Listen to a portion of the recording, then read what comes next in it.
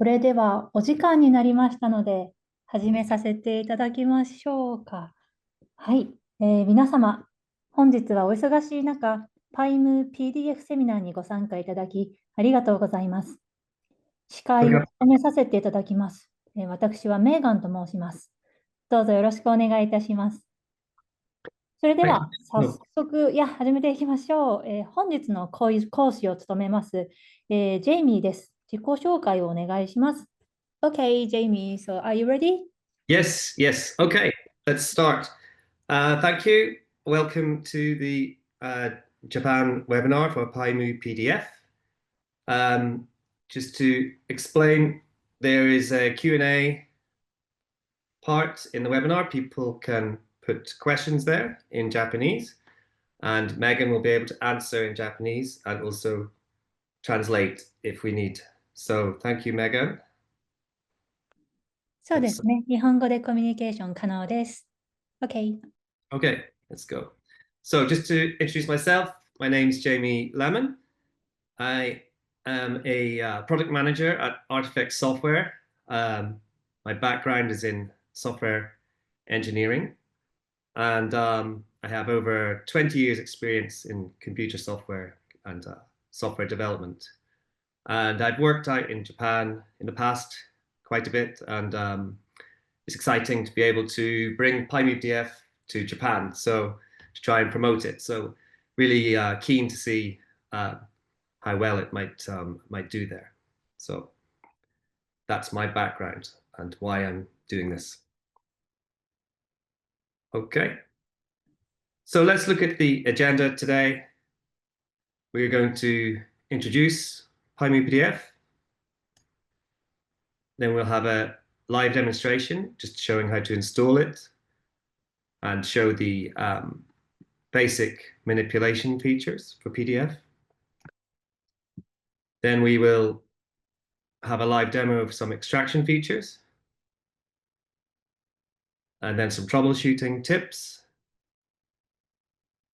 and finally a Q&A session at the end for maybe 5 or 10 minutes. But yes, if people want to put their questions in the Q&A text channel during this, that is fine also. We can answer as we go. So there'll be that Q&A informal stuff, but also the formal Q&A at the end. Megan, do you want to explain that, or is it clear? そうですね。本日最後に質疑応答セッションがありますが、それに至るまでの時間もぜひ QA の、セクションのところで日本語で本当に素朴な疑問をポストいただければと思います。Okay. Okay, introduction to PyMuPDF. So there are three flavors of PyMuPDF, three kinds of PyMuPDF. First, we have the core library, PyMuPDF. It does most things. It's responsible for loading the documents, parsing the documents. All the main functionality behind PyMuPDF is in there. Then on top of that, we have a kind of bolt-on or plugin, if you like, called PyMuPDF4LLM, which means PyMuPDF for large language models. So as you might expect, it's for AI integrations, and it has also some tailored functionality specifically for dealing with LlamaIndex documents. But this module is also being developed to do much more with AI. And then finally, we have PyMuPDF Pro, which is for use with Microsoft Office documents. So going beyond PDF, we can deal with PowerPoint, Excel, or Word documents. And this is what the icons for each look like. So that's standard PyMuPDF. This is the 4LLM. And finally, PyMuPDF Pro. That's our product suite, PyMuPDF. Quickly on the licensing, we have AGPL licensing in place for PyMuPDF and PyMuPDF4LLM, which means you can use it for free. But if you want to use it commercially for free, then you'd have to expose your source code. So if you're not able to do that, then you need a commercial license. And PyMuPDF Pro is a commercial license only, but you have a 60-day trial if you wish to use that.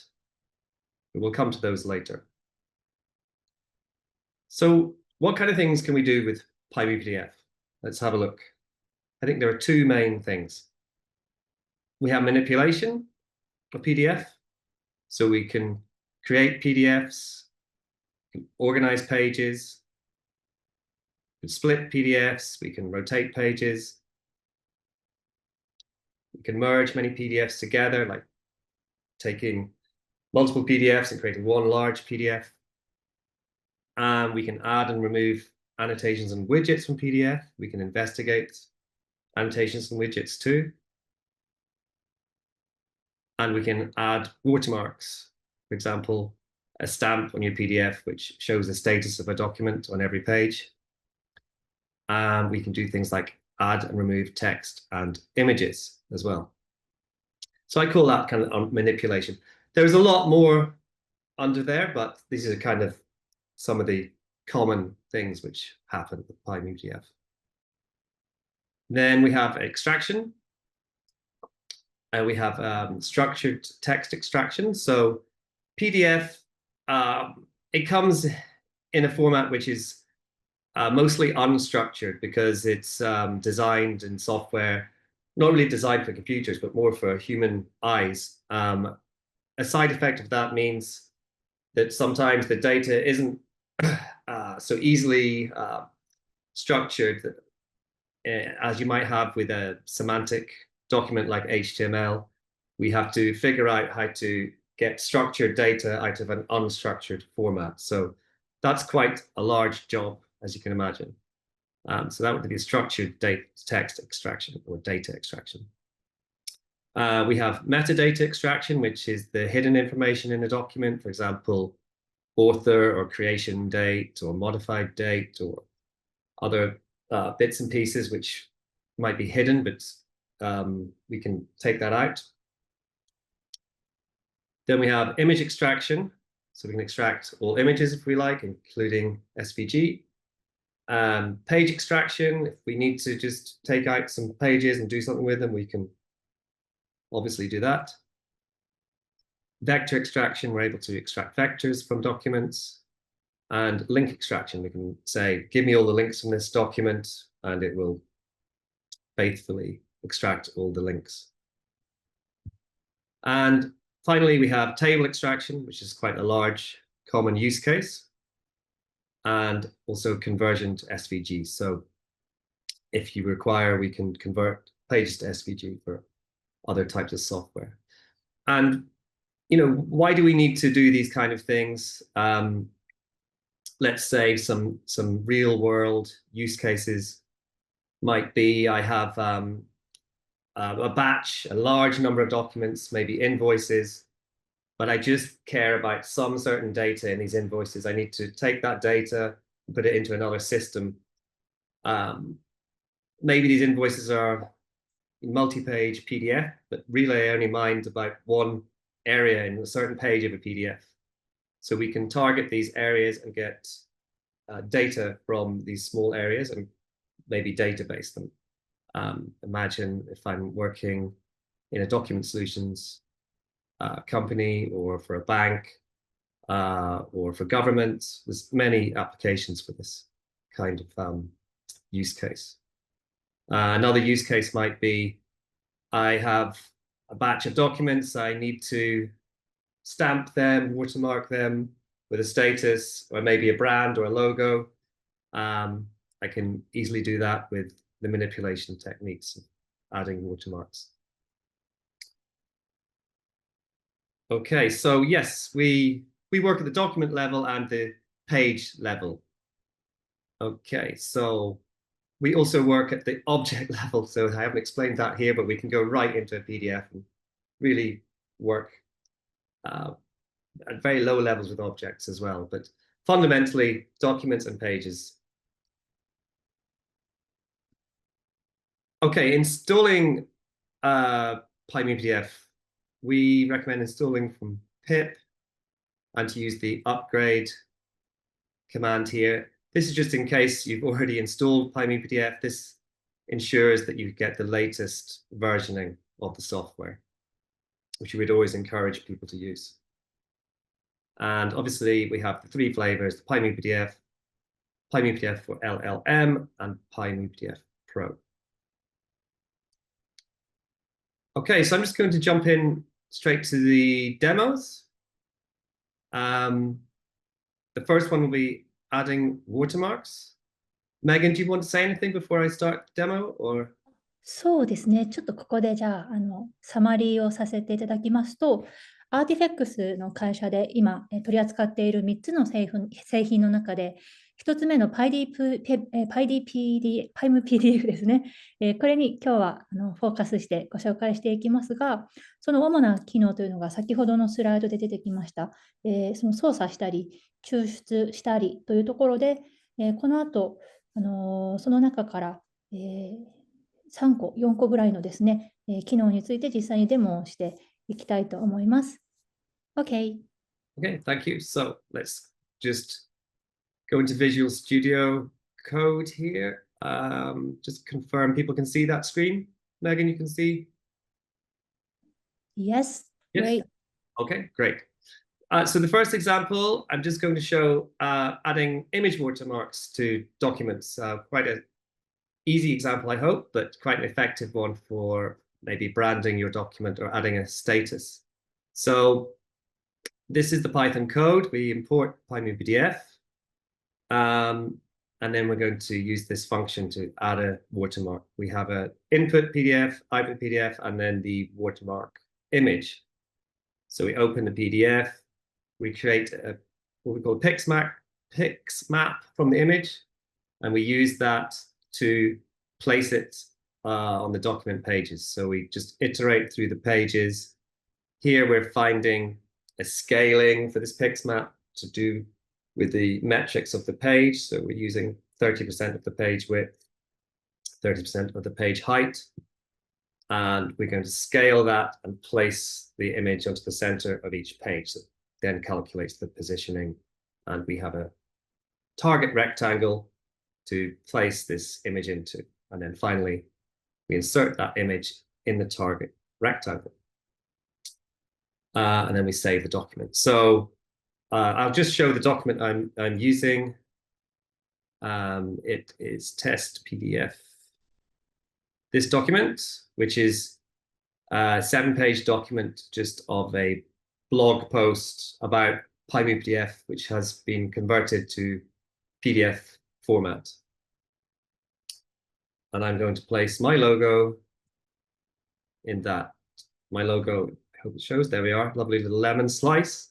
So we're going to position that into the center as a watermark and then save it as logo watermark. So let's just clear this and we'll run it.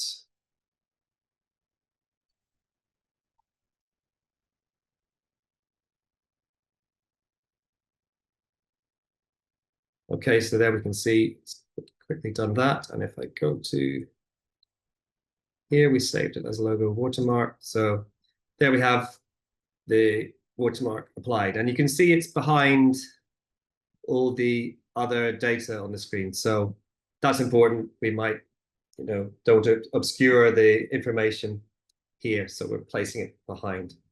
And we're doing that because we're saying overlay was false. So it goes right at the back of the page. If we change that to true, then we get a different result. We put it on top of all the document content, which we don't want. Okay, moving swiftly on. Just I'm aware of time. I've got quite a few little demos I want to show. The next one, we're going to show adding a text watermark. Very similar function. We have the input PDF, the output PDF, but this time we're sending text. So we get the page dimensions, and we're going to insert the text. Large font size. We're using Japanese. We have a built-in Japanese CJK font, which we're going to use, which is built into PyMuPDF. We have the fill opacity and the overlay true, and we're red. So we're going to go right on top of the document in red with a kind of status, and then save that. So here we have the Again, the same PDF, and we're going to say that it was text watermark, and I think this says it's maybe a confidential kind of document. So let's run this code. Okay, and it's put in the output to is here. So there we have it, right on top of everything, as you can see. So it's kind of obscuring things. Maybe that's not what we want exactly. We want to show that status, but not obscure document content. So there's a few things we can do straight away. We can say, put it to the back. Run that again. Then yes, it is at the back. I can see the black text is on top of there, but still maybe obscuring the text. So maybe we have to say we want it to not be quite as strong. We can take the opacity down. And once we take the opacity down, we then have something which is obviously legible. We can read it, but we can also read the document. So we understand it's confidential, but we can read the content. So this is probably the kind of thing we're looking for. We've successfully sort of stamped that document with a status. This is just to show the flexibility we have when inserting text. We have got a lot of options for how we need it to look to suit what you need to do. We can also rotate it, but I won't show that because I need to move on. So that's the first demo, which is about adding watermarks, image-based or text-based.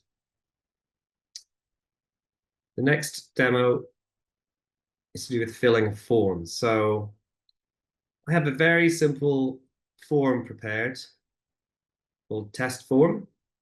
It has these fields, your name, the date, address, 2 checkboxes, and 2 radio buttons. And we can see in here properties. So this is obviously just name.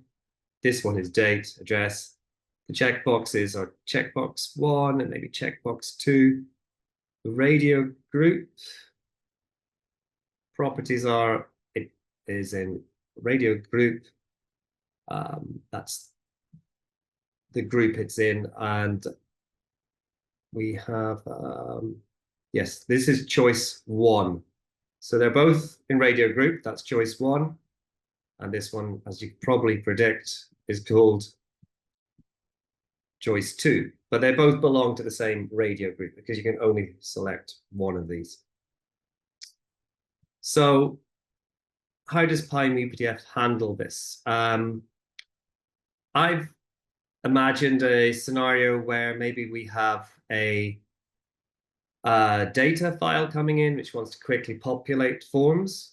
Imagine we're filling out a tax form and maybe we have data from Excel spreadsheets. Imagining a real world scenario where we need to quickly populate automatically for maybe data automation purposes. We want to quickly populate a set of documents before sending them on from an external source. So this is why I've set up this data CSV file, and it just targets, it should target each one of these form widgets in the PDF. So we can see we have the name here, Yamada, someone, the address, I think it's Tokyo Tower, and we're saying we want to checkbox the first one. Yes, we do. And on the radio group, we want choice 2. So the code will open this data and create a dictionary for the PyMuPDF to interpret. And then once that is ready, we go through the pages in the document and we find these widgets, and we will then assign the data to those widgets. So here we can see we're finding data. We have code to handle the checkbox. We check the type of widget we're seeing, and then we'll assign the values here. And similarly with a radio button, we will assign the values to the correct radio button. And then finally, other field types, these are just free text field types, we'll just assign the values. So we have to do something a little bit sort of clever with the widget types here, but the standard text field widgets should be fairly obvious as long as our data has the correct the correct target here. So okay. Finally, we flatten the document. It's not necessary, strictly necessary, but I'm just showing this because it's a way of protecting the data. So no one else could fill out this form. We use doc bake, which is similar to like baking a cake. If you imagine, we have ingredients going in. Once we've baked the cake, that's it. It's cooked. So it can't be, you can't disassemble it again into the ingredients and change the ingredients. And then we will save this as form filled.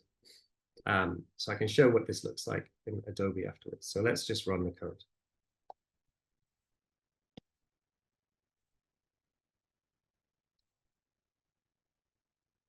Okay, so you can see here it's found certain things and it should have faithfully assigned those name value pairs to the PDF.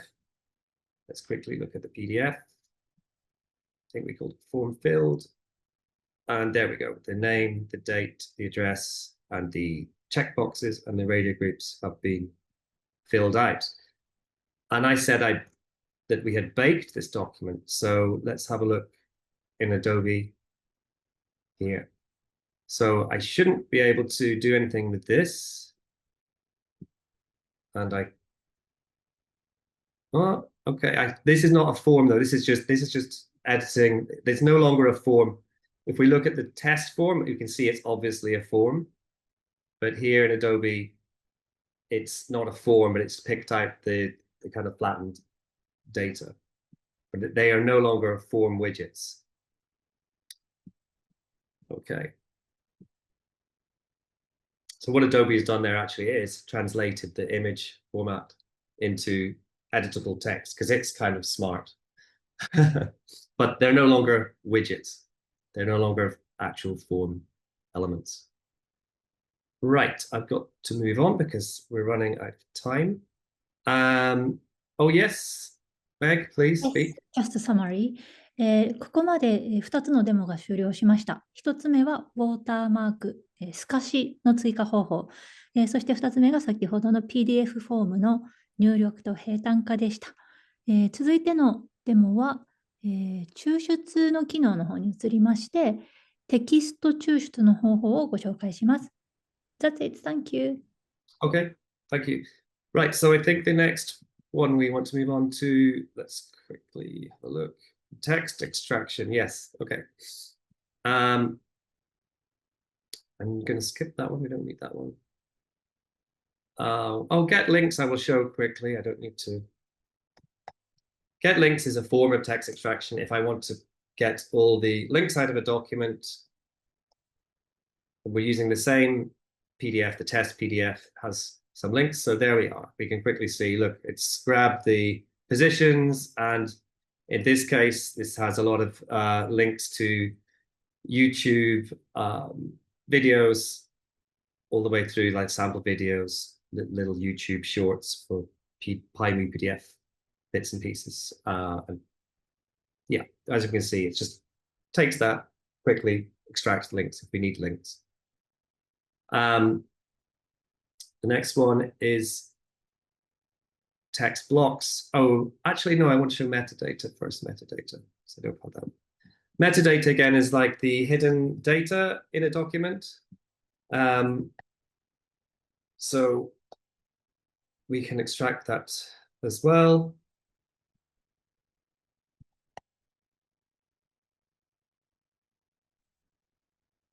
Oh, yes.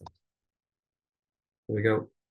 So again, we get a data stream here, and we can see things like the creation date, the modification date, where it was made, it's PDF, what kind of computer. And I think, yes, author should be in here somewhere. I can't, maybe I don't have an author on that one. Maybe, yeah, if I did have an author, it would show. Okay. Then we're going to show text blocks. So, okay, I've got 20 minutes left.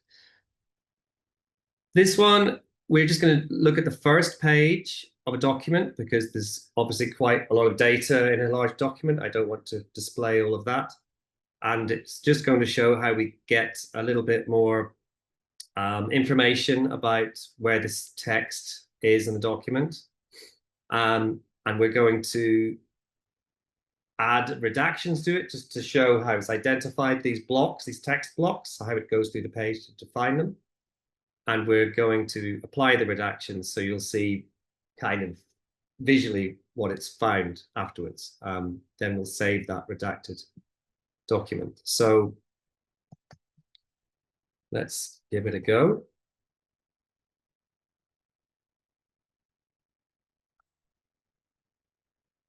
Okay, so as you can see with this information, it's found a lot of bounding boxes, the rectangles where the text lives, and it's picked out faithfully the text values in each case for these blocks of text.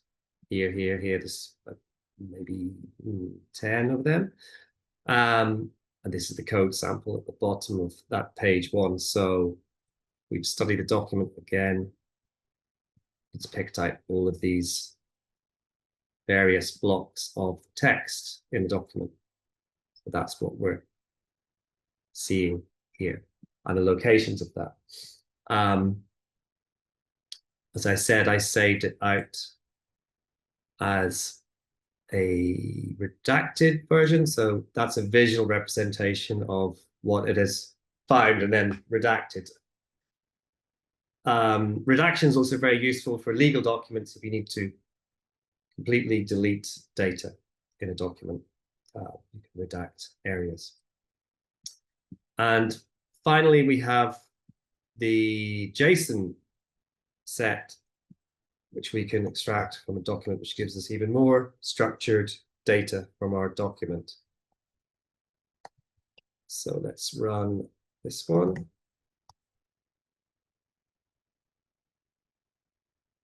Okay, so the first thing you'll note is, what is this? This is an image. So we have raw image data. This is base64 data, which we can use to recreate the image. So we can save that as actual raw data.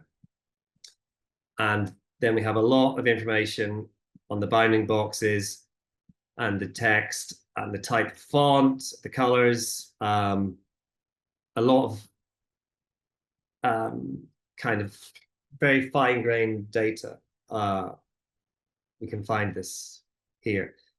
You might notice as well, if I find some with the Japanese text, yes, so Japanese text right now is coming out as kind of Unicode, which is easy for systems to save. But that will, if I go quickly to my AI and say, what is this Unicode?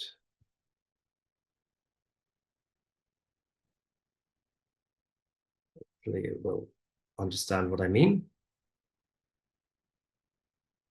There we go. So we can faithfully save that data into systems and not worry too much about the kind of format of the data. It should be able to be saved in a lot of different data types. Okay, moving swiftly on, because I think I have 5 or 10 minutes for the Q&A. We have, そうで yes. すね。次、最後のデモになりますが、同じく抽出機能からテーブル、こちらは表のことですね。表をどうやって抽出するかをご紹介します。Okay, thank you. The next one, I'm just going to skip right to this one, which is data extraction, but we want to have Markdown text. Markdown text is particularly useful for LLM scenarios. So again, I'm going to be using the same document, the test PDF, and I'm just going to take out the Markdown text. So let's have a look at that. This is to Markdown.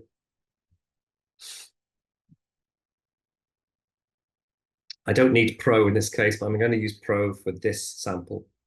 So here we have the Markdown text, and I'll just copy it to put it into a Markdown editor to show what that looks like. Okay, so we can see the document is nicely structured. We have the headers correctly appearing. We have the code samples. It understands what is code. And we have a nice structured Markdown document presented to us, which is exactly the kind of thing we want, with the weights of the headers and semantic understanding of certain elements, what is what in the document. It's been marked up nicely. So if I comment out that test quickly. And the final one is just shows two things. It shows that, yes, with PyMuPDF Pro, we can open PowerPoints, and then we're going to get the Markdown from this PowerPoint, and then we're going to print that. Now, this PowerPoint is a very simplistic form. Sorry, not form, table. Where are we? Test table, this one. So it should just find the kind of header here, and it should find this and identify this as a table. So we look at the code. We want to open, is it test PPTS? Sorry, let me just look at what's open. Test table.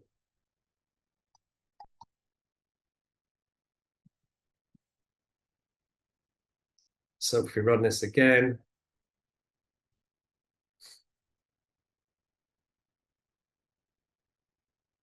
so there we have the Markdown, and for anyone who understands Markdown should understand that is the table, exactly as it was represented in the PowerPoint. That's just to demonstrate that capability. We can use that, it doesn't have to be a PowerPoint, be a PDF, anything. It's just showing that Pro can handle those different document types. Okay, so that's very briefly covering table extraction. There's a lot more to do with table extraction, which I don't have time for in this webinar. And we're going to move back to the slides because we've finished the live demos. And whoops, go straight into just some troubleshooting tips. So the first one is just to make sure you're installing the correct package, which is pip install PyMuPDF, not fits. And this is just because historically, sometimes PyMuPDF has been called fits because that's what its old name was, fits. Also, if you ask some of the LLMs, because of the date of their training data, they will refer to the code as fits. So if I do this, can you tell me how to extract text using PyMuPDF? I think it might talk about fits, which I don't want people to get confused with there. So there we see it's saying import fits, which is the historical name. We no longer need that. It's always import PyMuPDF. And I always try and tell Claude, why import fits or PyMuPDF? I try to train it to be correct. Yeah. So just to be aware of that, we don't want to call it fits anymore, but you might see it referred to as fits. Okay, next, if you get import errors, just try and upgrade, always keep up to date. And if you're using Conda, this is the line for installing with Conda if you don't want to use pip. Okay, next we have text extraction issues. I recommend trying there's lots of different methods, which you can see in the documentation, lots of different ways of getting your text, and you should experiment with these to see what kind of structure suits you best. Also, for scanned PDFs, PyMuPDF won't extract the text. You'll need to use OCR. This is a PDF with text as images, we can handle it, but you need to tell PyMuPDF to use the OCR to grab that image data as if it were text. Next, oh yeah, password protected. So yes, sometimes document might not open, you don't understand why. It might be behind a password. You should check that it needs a if it needs a password. If it does, then authenticate using the password, then you'll be allowed in. Also, once you encrypt or put passwords on documents, you can check that status. Memory problems. So sometimes with very large documents, we might have to manage the memory a bit more cleverly, or if we're loading a lot of documents into a system and not closing them properly, we don't want the memory buffer to increase. So let's make sure we close the documents once we're done. And if we're processing large PDFs, just to do it page by page instead of expecting absolutely everything to happen at once. So that's up to the Python programmer. They just need to be a little bit aware that for if you're processing a lot of documents, expecting memory to handle itself, no, you need to tell the system when to close documents, close pages, and keep things running smoothly. Okay. Oh, yes, please go. ありがとうございます。Thank you. トラブルシューティングのヒントについていくつか代表的なものをご紹介させていただきました。PyMuPDF はですね、世界中で広く活用いただいている製品なんですが、どうしても日本語でのコンテンツがまだ少ないので、AI を使ったりして、使い方をですね、いろいろ検索していただいている方もいらっしゃると思うんですが、やっぱりまだ正しい回答をそういったところで得られない場合もございますので、この後ですね、ジェイミーの方から、どういった場所で PyMuPDF について正しい情報が得られるかというのをご紹介させていただきます。Okay, that's it. Thank you. Whoops. Okay, some resources. So I think Meg can explain this one. I'll just follow the link, but we have Japanese documentation for all of PyMuPDF, which I そうです can ね。show. 私たち日本語の、ドキュメント、公式ドキュメントとして PyMuPDF の日本語のウェブサイトが現在ございますので、まずはですね、こちらから使い方を、見ていただければと思います。そして、この、中にですね、おそらくこの中に、Do you have a link for forum in this website? Oh, Can we go to the forum? PyMuPDF. Yes. The link to the documents, just PyMuPDF. No, about like from this website, how can we go to forum? Oh, it is a toggle at the top, so you can quickly toggle here and here. あ That's り your がとうござい language ます。これ switch. は、言語の切り替え方法ですね。あとは、PyMuPDF フォーラムといって、皆さんが自由に質問を投稿いただけるサイトもございまして、ちょっとそこへの行き方について聞きたいと思いま Yes. す。And just a note. Yes. Oh, How can we go to forum from the website? I'll show that in a second. I just want to say one thing about documentation. Okay. So I've finished. Thank you. Just very quickly, well, you can translate this part. If anyone notices some translation which isn't correct or any typos, because PyMuPDF is open source, you can submit an issue or you could add your own patch to fix documentation. So I would encourage, if anybody wants to, improve the documentation as it's open source, that they're able to do that. はい。PyMuPDF がオープンソースですので、もしこちらのドキュメンテーションで、ちょっと日本語がおかしいなとか、情報が間違っているとお気づきの方は、ぜひですね、ご報告いただいたり、ご自身で修正いただければと思います。That's it. Okay. So I think you mentioned the forum. I think on this slide here, we have the links here. So we have enabled native Japanese translation and Korean and also English. So you can view the forum very nicely in Japanese if you need to. And you can ask questions in Japanese and they'll be answered as if it is written in Japanese. So we can utilize the whole of the forum for 3 languages.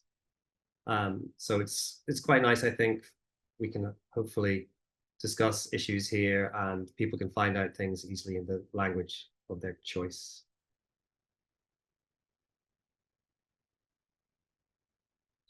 We have Twitter, of course, with PyMuPDF JP. And finally, I have written some blog posts in Japanese with Megan's help. And these are the links here if you want to catch up with any articles. So Kita, I'm not sure which is most popular in Japan. I think Kita or Zen. I don't know which. I think so. はい、キータはとっても有名です。So yeah, there's a lot here that you can go into. There's a lot of people are into RAG, AI type of scenarios. We explain how to do that with PyMuPDF in a lot of detail in these ones. So some very advanced use cases. We've just gone over some of the very high level PyMuPDF bits and pieces, but this goes into more depth. So we have Kita and Zen. We need to rush on to the Q&A because we've only got 5 minutes. So I'm going to stop sharing and see if there's any questions. I don't think there are right now. はい、ここでお約束しておりました終了時刻まであと3分となりましたが、ジェイミーの方はぜひ、この6時45分を過ぎても質問を受け付けたいということですので、ご希望の方やお時間にまだ余裕のある方がいらっしゃいましたら、ぜひこのままご質問を続けていただけると大変嬉しいです。6時45分の時点でご退席される方もですね、引き続き PyMuPDF フォーラムのサイトの方でご質問の投稿をしていただけましたら、お答えさせていただきますので、ぜひこれからもですね、そちらのコミュニティの方で皆さんと PyMuPDF の可能性を一緒に広めていくことができたらと願っています。Okay, please move on. Did you see the question that from RNA? I talked about Japanese, like forum. Oh, you answered this one, okay? Live? No, I didn't ask question. Oh no, but do you see the open question? Oh, actually, I found it an answer. Yes. ありがとうございます。質問の内容です。ありがとうございました。まだまだ勉強中の身ですが、公式ドキュメントなどで英語の次に日本語を用意していただいたのは、PyMuPDF について日本からの利用者が多かったためですかとのことです。Can you see the question? Yes, I can see. Have you translated in English? Could you? Have you?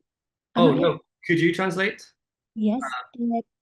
About PyMuPDF documentation. It's translated from English to Japanese these days. And the question is the reason why the translated to Japanese was because the user in Japan was like increasing. Why did we choose to translate to Japanese? Yes. From the English? Yes. So the documentation was all in English. And then we wanted to open up PyMuPDF to Japan. So we went through the translation process at the end of last year to make it more comfortable for people, Japanese speakers. And we wanted that to be promoted, to promote PyMuPDF in Japan. So that was why we did it. Just to answer the question. So it's actually you found like the number of Japanese user were like Yeah, we had quite a lot of interest from users in Japan. So some big companies contacting us to use PyMuPDF. And so we wanted to